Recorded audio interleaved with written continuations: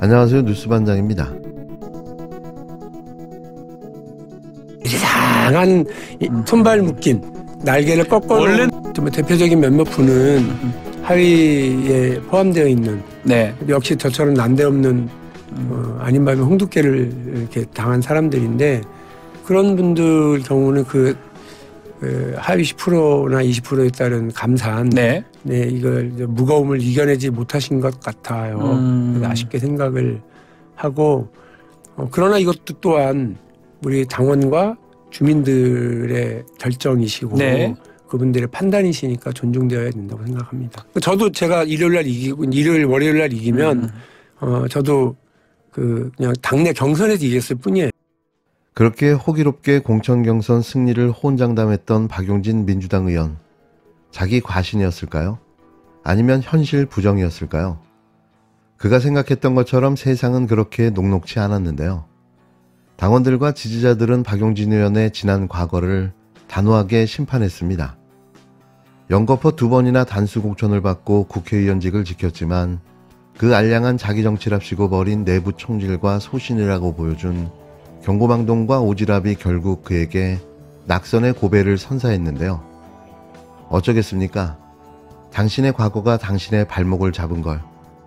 과연 그는 어떠한 대응으로 이 상황을 헤쳐나갈까요? 그 수많은 변절자이자 직업 정치인들처럼 탈당의 당적을 옮기고 자신의 지역구였던 지역에 재도전할까요? 아니면 미래를 기약하며 민주당에 남아 정봉주 후보를 도와 이번 총선에 힘을 보탤까요? 사실 크게 기대하지 않지만 지금 결정이 그의 미래를 결정하게 될 텐데요. 과거 정청래 의원의 선당 후사를 보고 뭔가를 느꼈으면 합니다. 먼저 전략선거구 두 곳입니다. 세종시 갑 전략선거구에서 1위로 확정된 후보는 이영선 후보입니다. 두 번째 전략 선거구였던 경기 화성시정의 최종 1위 확정된 후보는 전용기 후보입니다. 그리고 중앙당 선거관리위원회 6차 경선 중에서 결선이 치러진 강북구 을입니다. 강북구 을의 최종 1위 확정된 후보는 정봉주 후보입니다. 마지막으로 청년 전략 선거구 경선 결과를 발표하겠습니다. 여기는 김동아 후보가 최종 1위 후보로 확정되었습니다. 이상으로 전략 선거구 두 곳, 6차 경선 선거구 중 결선이 치러진 한 곳, 청년 전략 선거구 후보자에 대한 경선 결과 발표였습니다. 박용진 더불어민주당 의원이 11일 자신의 지역구인 서울 강북을 결선 투표 결과 정봉주 전 의원에게 패배했습니다. 민주당 중앙당 선거관리위원회는 이날 서울 여의도 중앙당사에서 결선 지역인 서울 강북을과 전략 선거구 세종시 갑, 경기 화정시정, 청년 전략 지역구인 서울 서대문갑의 개표 결과를 발표했는데요. 비명계로 분류되는 박 의원은 현역 의원 평가 하위 10%에 포함돼 30% 감산 페널티를 적용받았습니다. 이에 따라 결선에서 59% 이상 득표해야 이길 수 있는 상황이었는데요. 박 의원이 감산이 적용됐음에도 3인 경선에서 생활했으나 친명계인 정 전 의원과 결선에서 끝내 고배를 마시게 됐습니다. 결국 30% 감산 페널티를 극복하지 못한 탓인데요. 안타깝지만 이게 당원들과 지지자들의 선택인 거죠. 현역인 홍성국 의원이 불출마하며 전략 지역구로 지정된 세종시 갑에서는 이영선 민주당 중앙당 부대변인이 총선 후보에 올랐는데요. 친명계 간 격돌이 있던 경기 화정시정에서는 현역인 전용기 비례대표 의원이 조대현 전 청와대 행정관과 진석범 민주당 당대표 특별 보좌역을 누르고 1위를 차지했습니다. 여기는 반대로 현역이 더 강세를 보였는데요. 열심히 성실하게 의정 활동을 해온 전용기 의원이 선택받은 거죠. 청년전략 지역인 서울 서대문갑에서는 김동아 변호사가 권지웅 전 비상대책위원과 김규현 변호사를 제끼고 본선행 티켓을 따냈는데요. 이 또한 사필 규정이었습니다.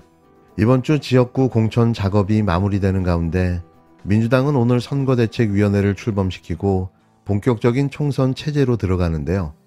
선대위 명칭은 정권심판 국민승리 선대위로 정하고 이재명 대표와 이해찬 전 대표, 김부겸 전 총리 세 사람이 공동 상임 선대위원장을 맡기로 했습니다.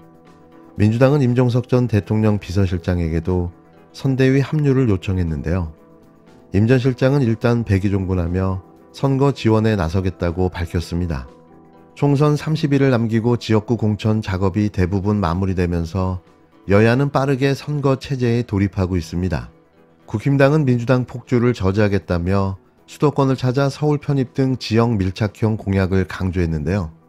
운동권 특권 세력, 부패 세력, 종북 세력 합체로 자기 살기 위해서 나라 망치는 이재명 민주당의 폭주를 저지하고 한 위원장은 총선 30일을 앞두고 거대 야당인 민주당의 폭주 저지를 기치로 내세웠습니다. 항상 느끼는 거지만 대체 지금이 민주당이 집권 여당입니까? 대통령이 이재명 대표인가요? 무슨 폭주를 저지한다고 난리법석인지 알 수가 없는데요. 이것도 국민을 호도하려는 황당한 작태인 거죠. 폭주 저지? 이런 머리로 무슨 총괄 선대위원장을 맡을까 싶은데요. 이미 그의 이미지는 코미디 정치인일 뿐입니다. 국힘당은 실행력을 강조하는 지금 합시다를 총선 슬로건으로 내세웠는데요. 이에 한 위원장이 선거대책위원장을 겸해 전면에 나서는 방안을 유력 검토하고 있습니다. 이게 우리가 바라던 모습인데요. 말싸움만 하는 초딩이 선거를 총괄하게 되는 거죠. 이에 반해 이재명 대표는 정권 심판론을 전면에 내세웠는데요. 윤석열 정부를 기본 윤리도 안 지키는 폐륜 정권으로 규정했습니다. 이태원 참사, 최상병 사건, 양평 고속도로 노선 변경, 명품 가방 수수, 주가 조작 의혹의 앞글자를 따 이채 양명주 5대 실정이라고 이름을 붙였는데요. 특히 최상병 순직 사건 당시 국방부 차관이었던 신범철 후보가 국힘당 공천을 받은 천안을 찾아 공세를 집중했습니다. 정치를 희화화시키는 초딩 코미디 정치인과 차기 대선 주자와의 한판 승부가 될 텐데요. 결과가 뻔해 보이지 않습니까? 책임을 물어야 합니다. 어슴이 정신을 못 차리면 주인 입장에서 야단치고 안 되면 회초리로 때리고 그래도 안 되면 해고해야 하는 것입니다, 여러분. 이게 바로 선거입니다. 이 나라의 주인이 권력자가 아니라 국민이라는 사실을 이번 4월 10일 심판의 날에 확실하게 보여주시겠습니까?